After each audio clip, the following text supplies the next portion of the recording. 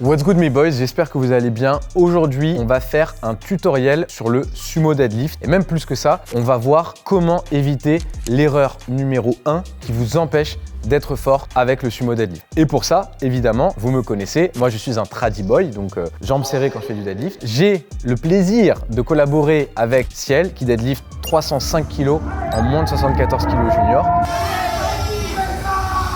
Donc aujourd'hui, vous allez avoir un expert du deadlift pour vous aider à comprendre comment bien réussir son sumo deadlift. C'est donc le tutoriel ultime pour devenir un monstre en sumo deadlift.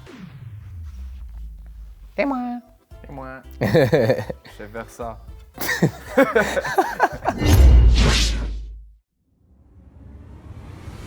Donc l'erreur numéro 1 au sumo, c'est la suivante. Ciel, s'il te plaît, démonstration. C'est de croire, de considérer que le sumo deadlift, c'est un squat. Donc là, comme vous pouvez le voir, ses hanches sont vraiment très très basses, un peu comme il le serait en fait en position de squat. Donc là, s'il te plaît, Ciel, sors de cette stance et prends ta stance habituelle que tu fais du coup. Voilà. Et là, du coup, vous pouvez voir qu'il y a une nette différence dans le degré du coup, de flexion de ses genoux et donc à quel point il part bas. Donc ça, c'est sa position bonne avec laquelle il part au deadlift et si tu peux t'asseoir. Donc là, ça, c'est l'erreur que les gens commettent quand ils essayent de faire un deadlift. Pourquoi est-ce que c'est une erreur? Le deadlift, vu que la charge est en bas, par terre, au sol, et qu'on essaye de la tirer, on va la tirer avec ce qu'on appelle du coup une extension de la hanche. Donc là, je le fais en tradi, mais après on le fera en sumo avec Ciel. Donc là, je suis en flexion, et en gros, je dois tirer une charge en faisant une extension avec ma hanche. Et du coup, si au lieu de faire cette extension avec ma hanche, je fais une flexion avec mes genoux, un peu comme là je suis en train de faire, comme si je faisais un squat, en fait, je ne réalise pas le bon mouvement. Et pourquoi est-ce qu'au squat, on fait une flexion de genoux? Parce que la barre est dans notre dos, on doit descendre et remonter. Et le deadlift, le concept est complètement différent. Donc c'est comme si, au lieu de faire votre squat en descendant sur vos genoux, vous imaginez, vous avez la barre à votre dos, vous faites que ça, du coup, c'est pas vraiment un squat, c'est un good morning. Et avec le deadlift, c'est exactement pareil. Si jamais vous essayez de squatter votre deadlift, vous ne faites pas un deadlift, vous faites un squat avec une mauvaise position. Donc, le hinge, vous connaissez un peu cet exercice que je montre très souvent. Vous vous placez à quelques centimètres d'un mur, vous rapprochez vos hanches du mur, et là, je suis en train de hinge en position tradi. Mais en réalité, c'est exactement pareil en sumo. Donc, s'il te plaît, Ciel, tu peux nous démontrer le wall touch en sumo. Donc là, vous voyez, c'est sa position sumo. Donc là, vous voyez, c'est exactement le même mouvement que moi, je suis en train de faire quand je le fais en tradi.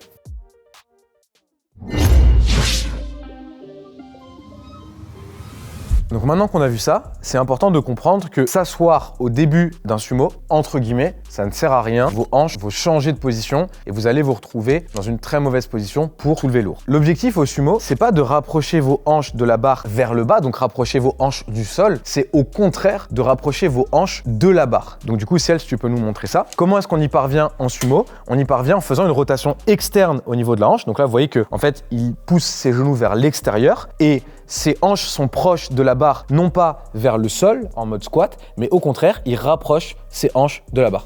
Donc si Ciel, tu peux nous faire une petite rep. Voilà. Et là, vous voyez, le point clé, c'est pas descendre, c'est rentrer dans la barre. Donc tu peux nous refaire encore une rep. Voilà. Et en fait, ce simple petit point technique permet d'utiliser tous les avantages du sumo, puisque l'un des avantages principaux du sumo, c'est que vos hanches sont plus proches de la barre. Et pour y parvenir, encore une fois, il faut faire une rotation externe au niveau de la hanche. Donc en fait, votre fémur, qui est cet os-là, vous devez le passer en rotation externe. Donc ça demande un petit peu de mobilité au niveau des hanches, qui est une des raisons pour lesquelles personnellement, je ne fais pas de sumo, parce que j'ai pas assez de mobilité, et qui permet de rapprocher vos hanches de la barre.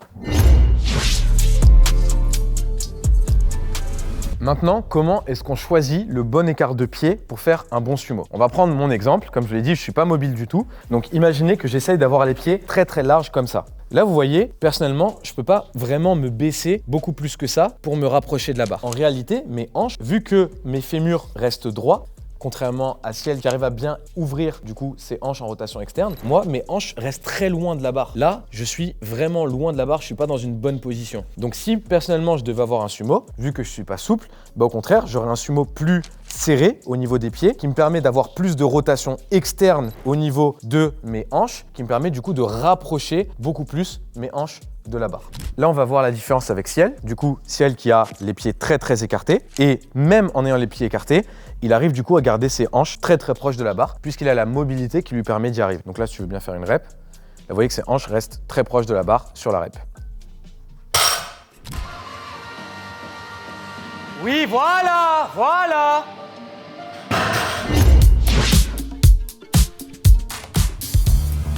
Donc là, comment est-ce qu'on choisit notre écart de hanche quand on est débutant? Pour moi, c'est simple. Essayez de partir avec les pieds un tout petit peu plus larges que la largeur d'épaule. Donc là, ce serait une position de départ plutôt simple. Et en gros, à partir de là, vous essayez de faire quelques reps et vous voyez si, en élargissant votre écart de pied, vous arrivez à garder cette proximité de vos hanches avec la barre et vous arrivez à rester, on va dire, un peu relâché au niveau de vos hanches. Si jamais vous sentez des gros pincements, vous sentez que vous êtes contraint, vous n'êtes pas bien, alors c'est que vous êtes allé trop large. Donc en gros, vous faites quelques reps dans cette position.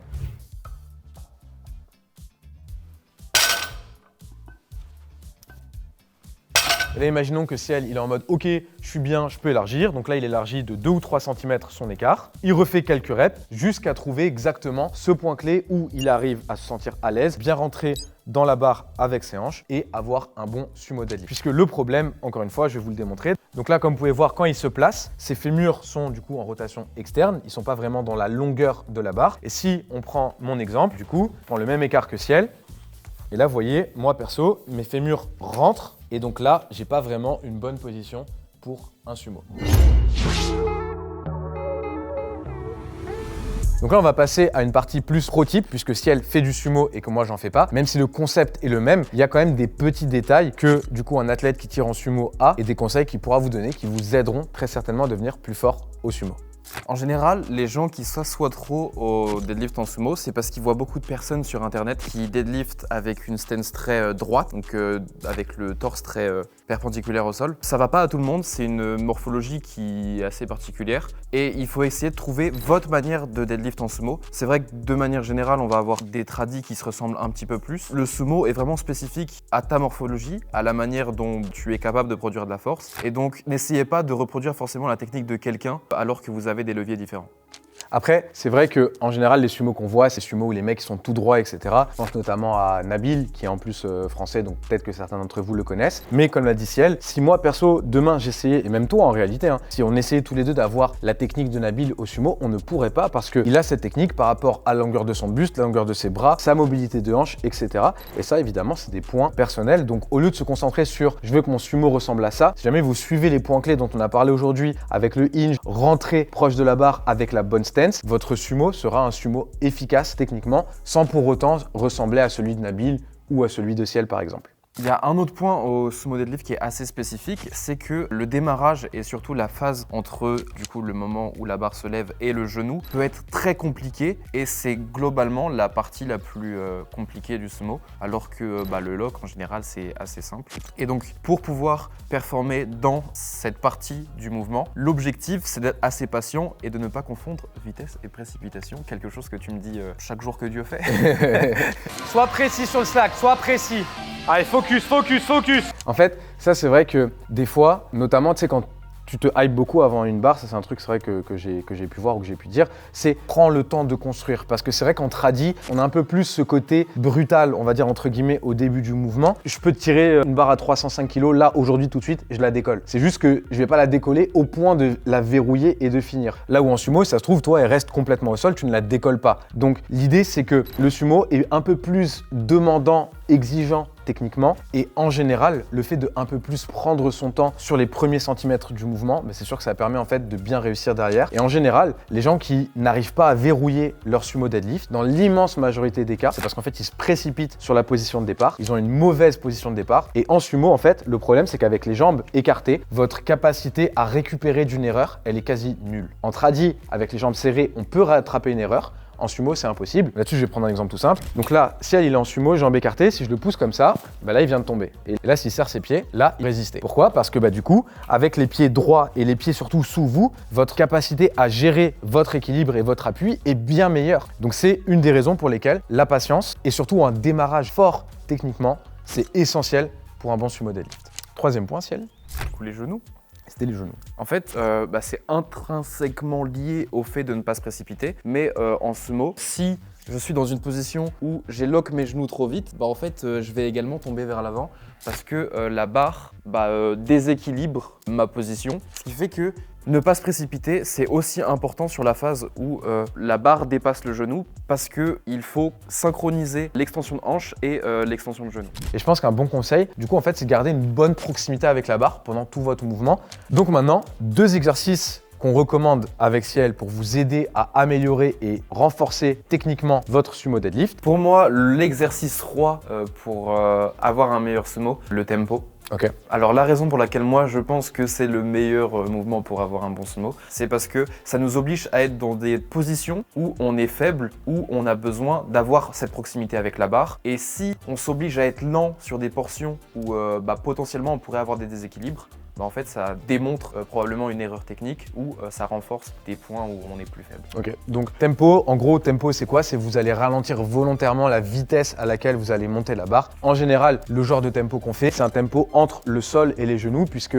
encore une fois, c'est là où il y a le plus de problèmes au deadlift de manière générale, mais au sumo encore plus. Donc en gros, ce serait, imaginez 3 secondes, donc entre le moment où je commence à tirer et le moment où la barre passe mes genoux, je dois me forcer à le faire en 3 secondes. Donc c'est 1, 2, 3 et là je peux finir mon mouvement plutôt qu'une vitesse normale de mouvement où j'aurais tendance à faire ça. Donc ça, je suis d'accord avec toi. Et le deuxième point que moi je trouve très bien, c'est un exercice que j'ai pas mal mis en place aussi pour moi en tradi qui m'a beaucoup aidé, c'est le deadlift en pause, environ au niveau des genoux, donc un peu en dessous en règle générale, puisque c'est un point crucial pour bien passer et finir le mouvement. Donc que vous décidiez de faire du tempo sumo comme si elle l'a présenté ou du coup du pause comme je viens de vous le dire. De toute façon, dans tous les cas, c'est 2 variations pour moi, des très bonnes variations. Vous devez respecter les tempos. Donc si vous faites un tempo et qu'au final vous ne vous obligez pas à ralentir, à contrôler, ça sert à rien. Donc vraiment concentrez-vous sur l'exécution de vos exercices pour vraiment bien renforcer votre sumo. Est-ce que tu as un dernier conseil?